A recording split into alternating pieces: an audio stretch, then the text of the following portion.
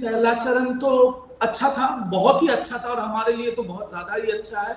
मैं कैलाश जी को बहुत बारीकी से सुन रहा था, और उनका बात सुन के मुझे तो थोड़ा कैलाश जी के लिए भी खराब लग रहा है, उनका छोटा भाई शुभेंदु के लिए भी, क्योंकि बंगाल हारने के बाद उनका मध्य प्रदेश का सपना भी खत्म हो जाएगा और शुभेंदु का पॉलिटिकल करियर। पर कुछ असल मुद्दे पे बात करते हैं। ईवीएम को लाया गया था इलेक्शन कमीशन के तौर से कि ये जो बैलेट का कब्जा होता था उसको रोकने के लिए। अभी ईवीएम ही इस्तेमाल कर रहा है बीजेपी वैज्ञानिक तौर से रिगिंग करने के लिए। सबसे बड़ा जो आज घटना घटा वो है दक्षिण काशी में, जहां पर टीएमसी का बटन दबाने से ईवीएम से बीजेपी का पर्चा निकल रहा है। यह हमने इलेक्शन कमीशन को भी बताया, और इसका पूरा जांच होना चाहिए, क्योंकि ये गणतंत्र के खिलाफ है। दूसरा बात, आप लोग एक बार बात भी नहीं कर रहे हैं कि हिंसा कहां कहां पर हुआ। मैं आपको बोल रहा हूं, छतना, गौरबेटा, पोटाशपुर, इन तीनों जगहों में फायरिंग हुआ है, और कटारी लेके लोगों को डराया गया कि तुम्हारे बच्चों को मार देंगे या तुम्हारी घर तोड़ देंगे अगर तुम तृणमूल को वोट देने जाओगे। तीसरा चीज, गोविंद वल्लभपुर और दादरा, पश्चिम मिदनापुर और झारग्राम डिस्ट्रिक्ट में मेरे पास वीडियो है जो हम लोग इसी को देंगे इलेक्शन कमीशन के, कि सीआरपीएफ जवान गाड़ी में बीजेपी का झंडा लगा के पेट्रोलिंग कर रहे हैं। ये मैं इतना बड़ा अगर बात बोल रहा हूं तो हमारे पास वीडियो है तभी बोल रहा हूं। और एक चीज मेरे को बताइए रोहित जी, करीब 1100 बूथ में अभी पोलिंग चल रहा है। एक आध ईवीएम मशीन है, मेल फंक्शन हो ही सकता है, खराब हो ही सकता है। कभी सुना है आपने पहला फेज में जहां 30 सीटों में मतदान हो रहा है वहां पे 100 से ज्यादा ईवीएम काम नहीं कर रहा है? कभी सुना है सर आपने? कभी नहीं सुना होगा। ये जो देखिए, इनके पास ना कोई चेहरा है ममता बनर्जी के खिलाफ, ना मुद्दा है। अभी ये लोग आसानी से, तो आप पहले चरण से ईवीएम कोरोना क्यों होने लग गए? नहीं, जो सही है, मैं आप चाहें तो मैं आपको डिस्ट्रिक्ट बूथ के नंबर देके आपको ईवीएम का मुझे देने का लाभ नहीं है ना सर, देना आपको चुनाव आयोग को है। चुनाव आयोग को आपने दिया होगा, और चुनाव आयोग अगर उसकी जांच में उसको चीज को सही पाएगा जो आप आरोप लगा रहे हैं, तो जाहिर है या तो वहां रीपोलिंग होगी या वो खारिज होगा या उसका रास्ता निकालेगा। आप इतने वरिष्ठ पत्रकार हैं, आप पूरे भारतवर्ष का इलेक्शन कवर करते हैं। आपने कभी सुना है पहले चरण में 1000 बूथों में 100 ईवीएम का काम नहीं कर रहा? कभी सुना है सर? मैं आपसे और दर्शकों से ये चीज पूछ रहा हूँ, कभी नहीं सुना होगा। संजय जी, मैं तो ये पूछ रहा हूँ कि आप बार बार कह रहे हैं कि कभी सुना है 100 ईवीएम, तो कितना एक्सेप्टेबल है आपके हिसाब से? कितने ईवीएम खराब हो सकते हैं पहले चरण में और दूसरे चरण में? कभी कभी ऐसा होता है, 100 के आंकड़े पे नहीं फिक्स हूं, लेकिन ऐसा नहीं है कि एक खराब हो जाए तो ठीक है, 2 खराब हो जाए तो ठीक है, 100 खराब हो ही नहीं सकते। और 100 अगर खराब है तो उसके पीछे कुछ ना कुछ साजिश चल रहा है। तो इस साजिश के पीछे कुछ तो तथ्य हो, तब तो आप कहें कि साजिश है।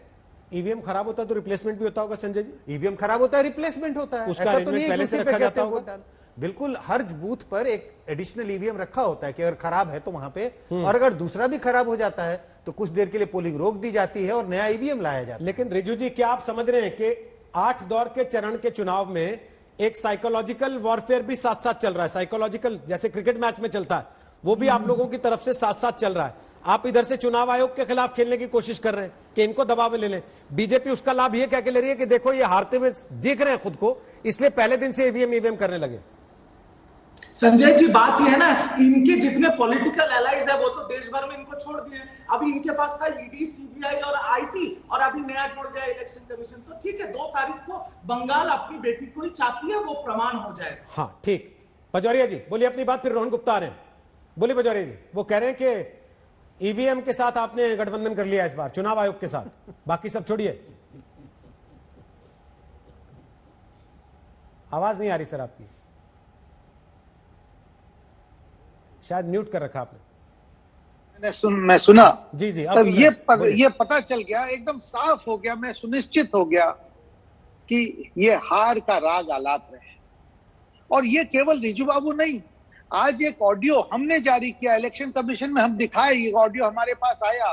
वो ऑडियो है हमारे यहाँ के मुख्यमंत्री, जो भी केयरटेकर मुख्यमंत्री हैं, तृणमूल के सुप्रीमो हैं, वो भाजपा के एक जिला के सह सभापति के संग, जिसका नाम है परेश पाल, उसके संग बात करके उससे भीख मांग रही है कि भैया वापस आ जाओ, जो हुआ था भूल जाओ, अब घर लौट जाओ। देखो, तुमको तो पता था कि बहुत सारे ऐसे जगह थे जहां मैं घुस नहीं पाती थी। मुख्यमंत्री बोलती है अपने प्रदेश में कि बहुत सारे जगह थे जहां मैं खुद घुस नहीं पाती थी। तो एक, यदि मैं मुख्यमंत्री झूठ क्यों बोलेंगी, सच बोल रही है। तो इससे ये तो साफ हो गया कि मुख्यमंत्री आज खुद मान ली कि यहाँ कानून व्यवस्था उनके संघ में कुछ नहीं था। दूसरा, वो एक और बात, बहुत बड़ी बात बोल गई परेश पाल को फोन पे, बोलते बोलते ये बोले, देखो उस टाइम तो तुम लोग हमारे संग थे तो वैसा काम होता था, करते थे।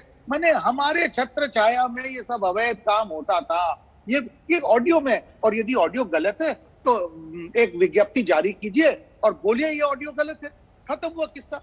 अब अपने आगे बढ़ते हैं।